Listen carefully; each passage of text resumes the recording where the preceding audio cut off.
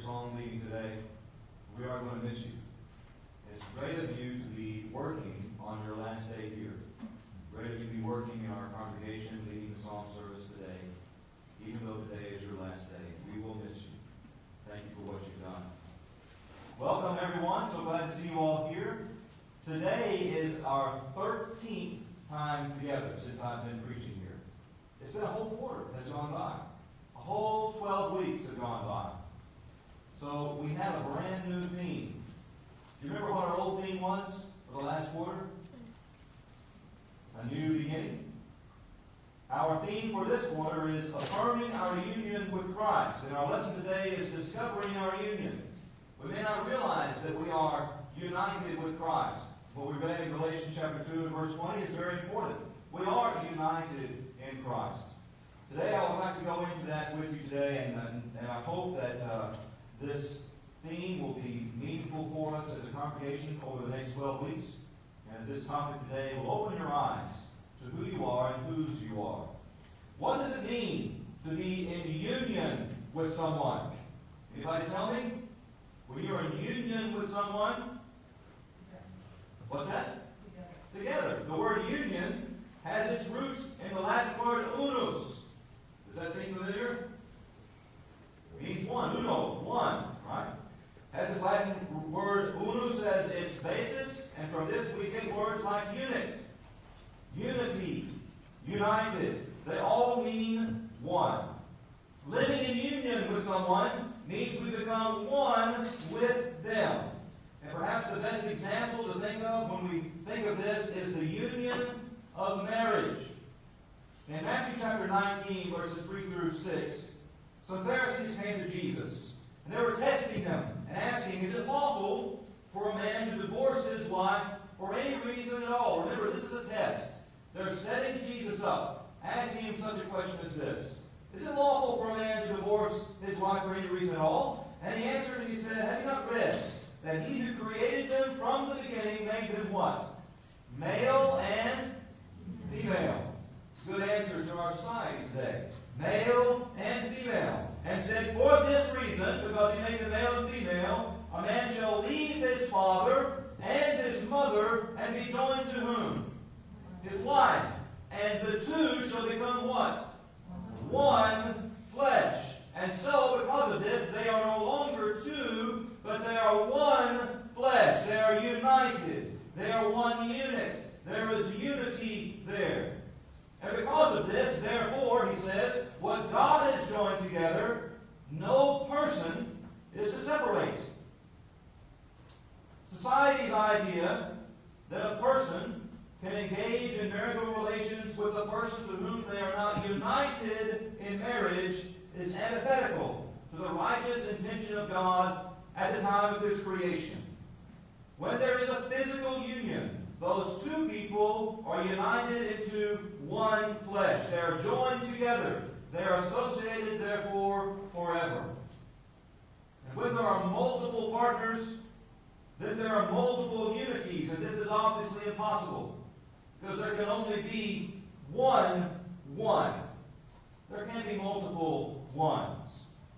And so Christians around the world must never accept the cultural position on this subject, nor take part in it.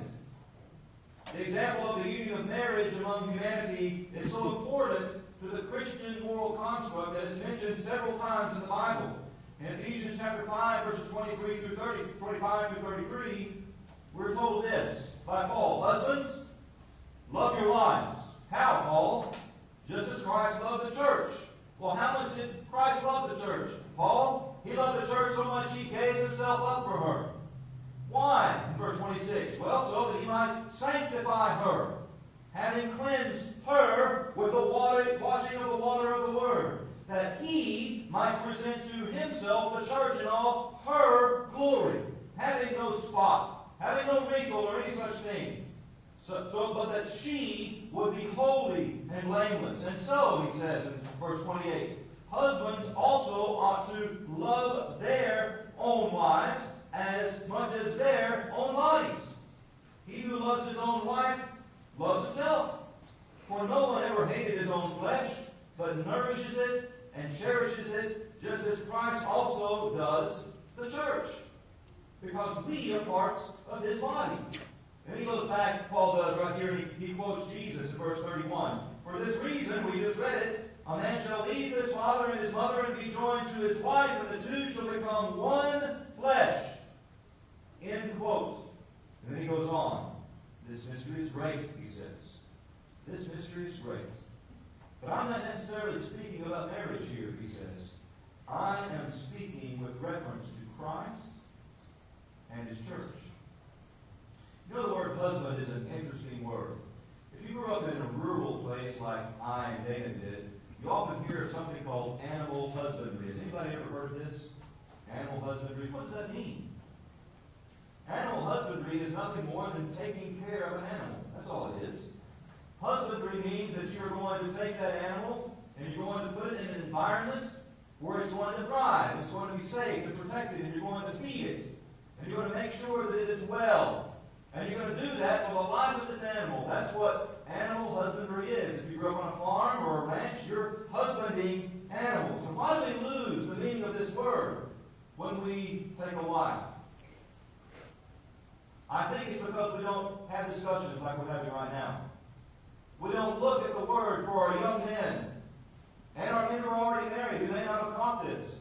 That to be a husband means that you place your bride in a place where she will thrive. It's an interesting word. It's from the Old English word Hus, which is from the Old German word Haus, which means, can anybody guess? House. Good job. It means house. The word husband, husbands love your wives, means husband, man, caretaker, provide a home. Provide a house.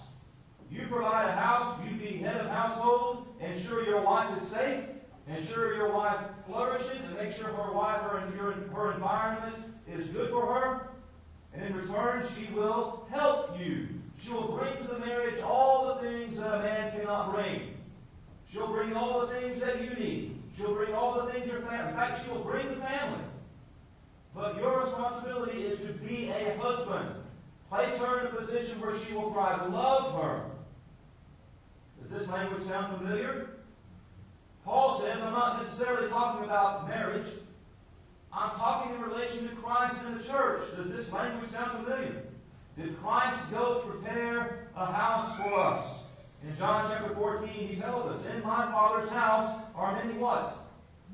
Dwelling places, or rooms in some translations. If it were not so, I would have told you. I'm telling you the truth. And if I go to prepare a place for you, he says, I'm going to come again and I'm going to get you. I'm going to receive you to myself, and I'm going to take you with me, so that where I am, there what? There you may be also. And I'm not going to bring you someplace where you're not going to thrive. I'm not going to bring you someplace to make you worse. I'm going to bring you someplace where you're going to be better, where you're going to not only survive, but also flourish. And this is why the church is referred to as the bride of Christ. Who is the church? Everybody raise your hand. We are the church. Christ gave himself up for you and for me. We are his beloved. We are his bride. We are in union with him. We are one with him. Christ husbands the church, his bride. He places it in an environment in which it will thrive. Now, I've been speaking about the union of marriage up to this point because it's simply the most obvious and meaningful union that we can know about today. It's disappearing from our culture, by the way. Indeed, from humanity's culture around the world. There are other unions. We could talk about many other unions. I mean, people talk, oh, my partner this, and my ex that, and my blah, blah, blah. But none are so intimate and sacred except for marriage. Marriage is the most intimate and sacred union that we know of, except for our union with Christ. In Galatians chapter 2 and verse 20, which Johnny so ably read, Paul says, I have been crucified with Christ. And because I've been crucified with Christ, what happened? I don't live anymore. I've given myself up. I no longer live, but who lives? Christ lives. Where? In me.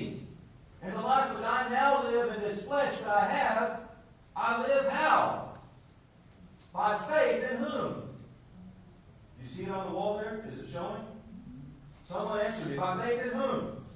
By faith in the Son of God, who loved me and gave himself up for me. Husbands, that's what we do. We place our wives in a house. We care for them. We be head of household. We protect them. We ensure they flourish. That's what Christ does for us. He's placed us in a house. He's protecting us. He's leading us to green pastures. The crucifixion of Christ in comparison with the union of marriage. The union of marriage is the most intimate union that we can have today, except for the crucifixion of Christ. The crucifixion of Christ was both intimate, but also public. Paul says that he himself was crucified how? Physically? No. Spiritually with Christ.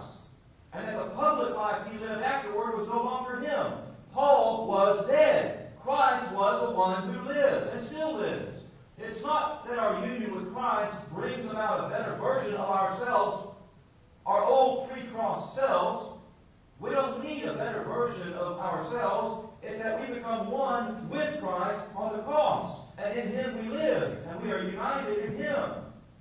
Now, why do we need to discuss this? Because in our day and age, we believe we exist solely to ourselves.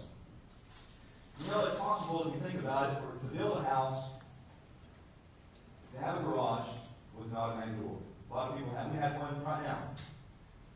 It's possible to have the house built, move your stuff into your house, go into your house, never meet your neighbors, park your car in the garage, and every time you want to leave your house, you get in the car, raise the garage door, you leave, you come back, you close the door, you have your groceries delivered, you have a billion channels on the TV, you've got all the internet, you never meet anybody, you're only doing video games, and you're living your life in seclusion. You're not united with anyone. And even if you are a Christian, you are certainly not taking the gospel out to anyone. It's possible to live your lives like that. In our day and age, there are many people who do. And there are many people who don't do it quite to that extent, but we still live solely to ourselves. And the concept of becoming one with someone else is scary. It violates the sanctity of our own fortress of solitude. Any Superman fans in here? I know you are. Superman. You're a Superman fan, aren't you? The fortress of solitude that Superman has in the Arctic Circle, where no one can go but him. This is where we sometimes find or want ourselves to be and be there alone, completely, forever. This is the concept of becoming one. It violates that belief, and so it's alien to our thought process. And we innately fear losing our self-identity. We innately fear losing our independence and forgetting who we are. We do not understand what it means to become in union with another, united with someone else. But if humanity understood what it means to be in union with another, well, husbands around the world would husband their wives. And wives around the world would help their husbands. And there would be no divorce. But instead, our society doesn't want to know this. It's opposed to this teaching because of its love for itself and its fear of loss of independence. And so, as Paul said, I'm not specifically talking about marriage. I'm talking about the church. Our society is particularly opposed to unity with Christ. This is due to mankind's sinful nature, yours and mine. We have the nature. And the sin which indwells us. That sin does not want to be uprooted. And at times we don't want to let it go. When we have become one with Christ, we will experience a change of character. We were just talking about this in Bible class today. Peter in the Gospels was kind of a bumbling kind of fellow. Always saying the wrong thing. Always having to be scolded. You just think of Jesus seeing Peter going, oh my goodness, here comes Peter. What's he going to say now? But in the book of Acts, he's a completely changed character.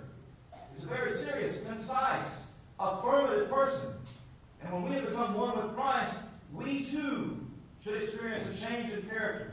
What kind of character should we become? What kind of personality should we take on? What sort of morality should we develop?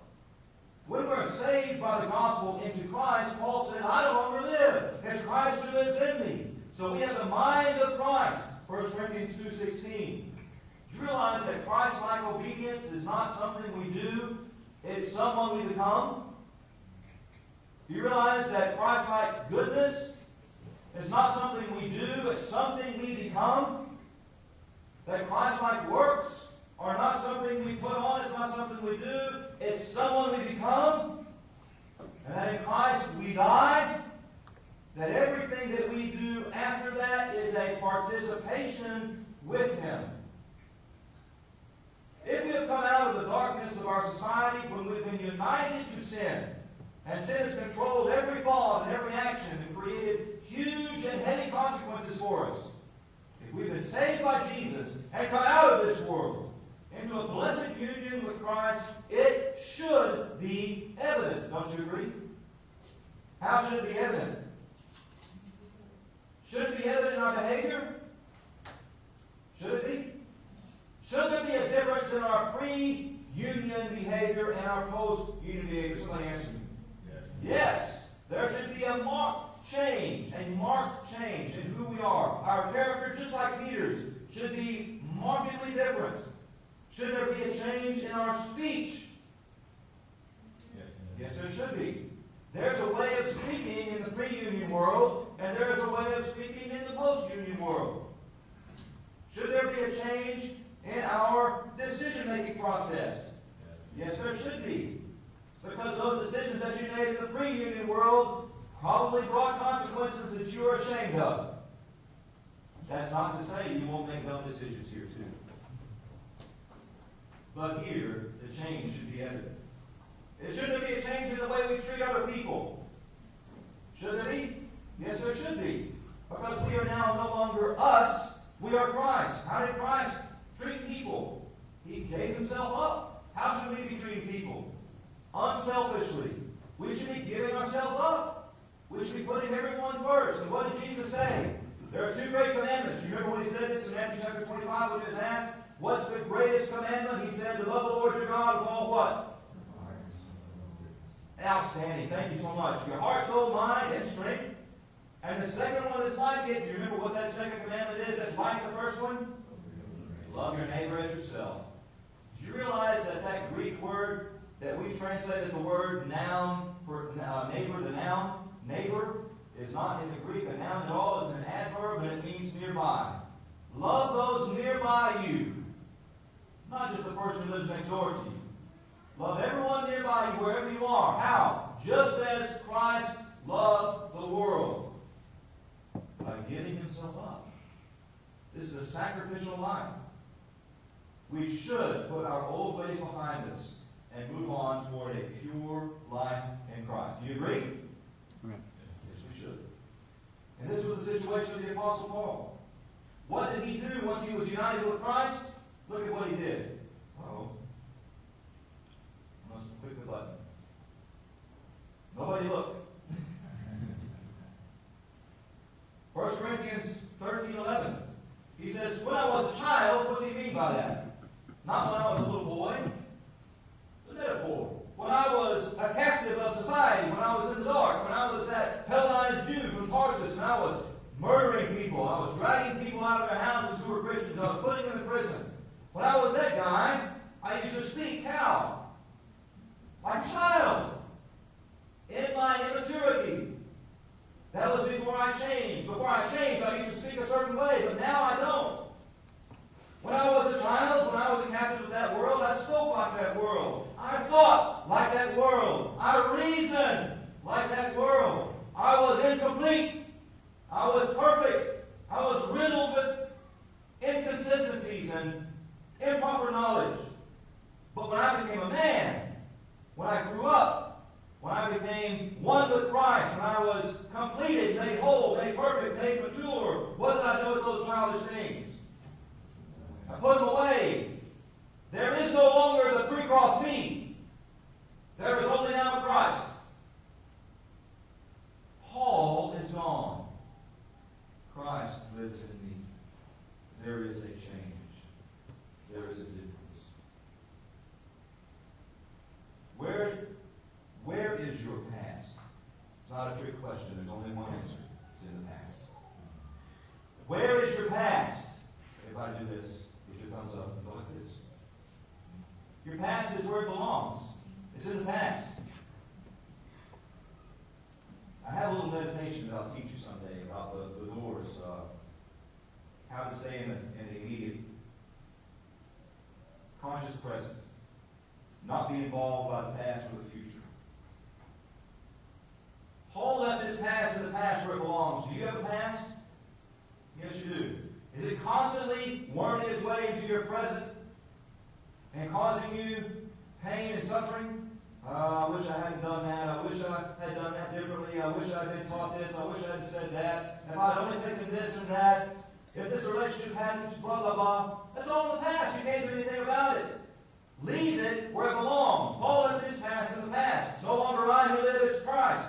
His union with Christ changed who he was. Philippians chapter 3, 13 through 16, Paul says this, brothers and sisters, I don't regard myself as having taken hold of it yet. I'm not there yet. He said, I'm trying. One thing I do, he said, forgetting what lies where? Behind me. Forgetting what I did in the past. Forgetting the past. Forgetting it. And reaching forward to what lies ahead, I press on. What does that mean, I press on? That means I change. There's a difference between the old pre-cross me and this me now. That was in the past. Forgetting what I did in the past. Cannot bother me. I will not allow it. I have changed. I press on toward the goal for the prize of the upward call of God in Christ Jesus. Therefore, he said, because of these things, all who are mature, who are thinking correctly, who are complete, have this attitude. And if you've got an attitude any different than this, if you're immature, don't worry. God will reveal that to you. But, verse 16, he says, however, let's keep living by that same standard to which we have already attained, the cross.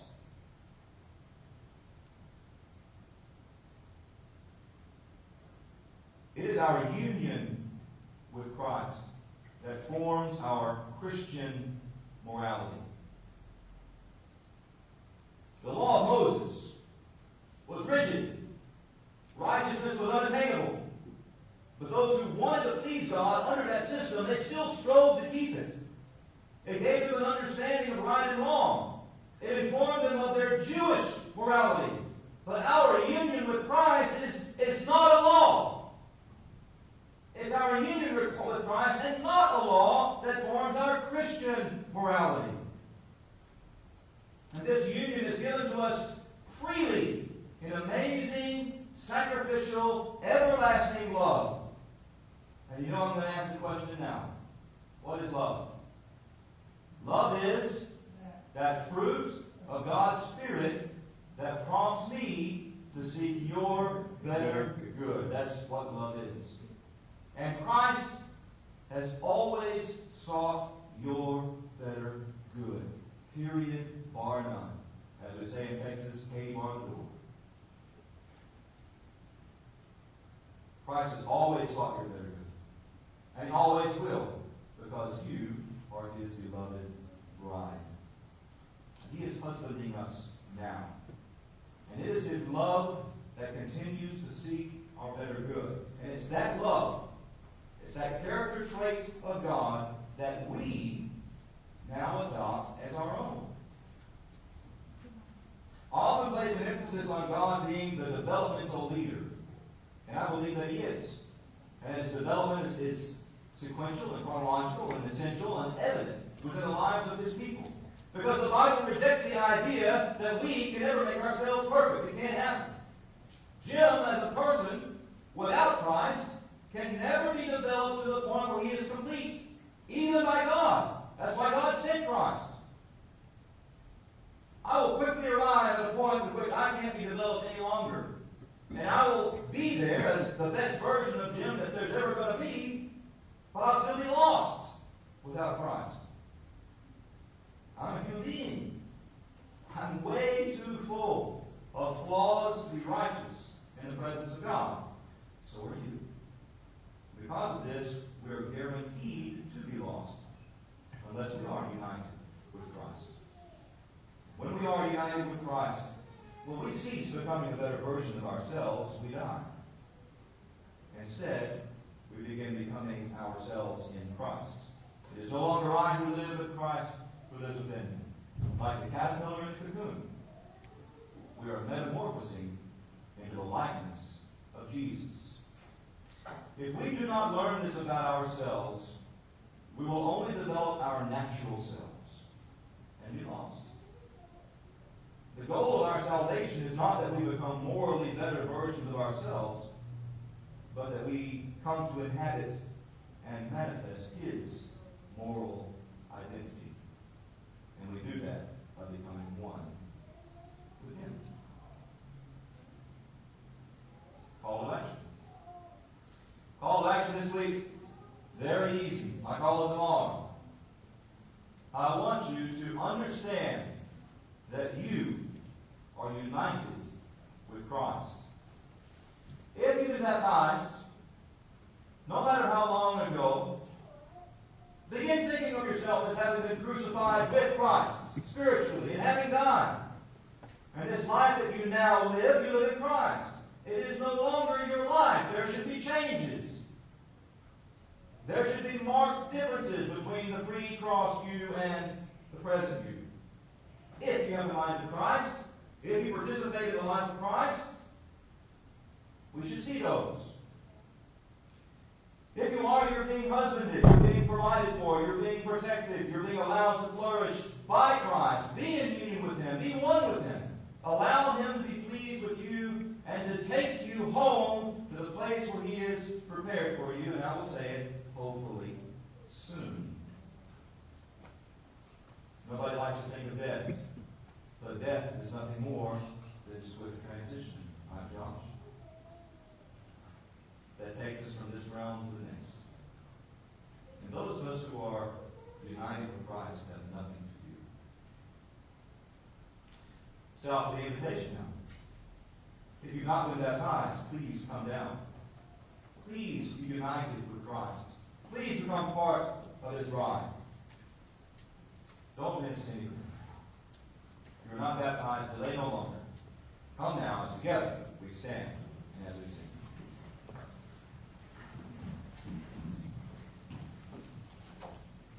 Hail